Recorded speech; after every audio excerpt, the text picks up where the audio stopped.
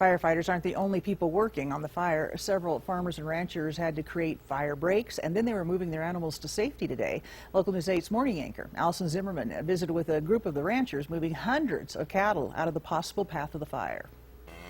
And it looked like it was miles away. There's a little bit of worry and confusion as these ranchers tried to figure out what to do with about 800 cattle near Falls Creek. Our cattle could get burned. Cattle don't really run away from fire.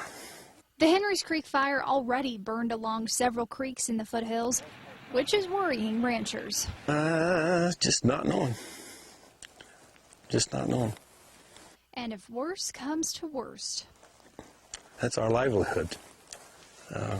It'd be pretty devastating.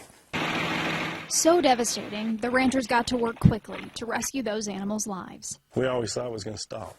And take a look at that plume of smoke there. I'm standing probably about 6 miles away from where the fire's burning. And while ranchers are making plans to get their cattle out, there's actually a benefit to having their cows graze here. This grass is actually good grass. They'll eat it. But it's dry now. And the cows kind of, anything that's grazed, I mean, it's not going to burn through it as fast. It'll slow it down. And it's not old grass. It's fresher grass. It's shorter grass. Some of the already burned areas are those places where cows aren't grazing. Well, they're way big benefits, for the country, I think. Bit of trouble for the ranchers with cattle on federal land.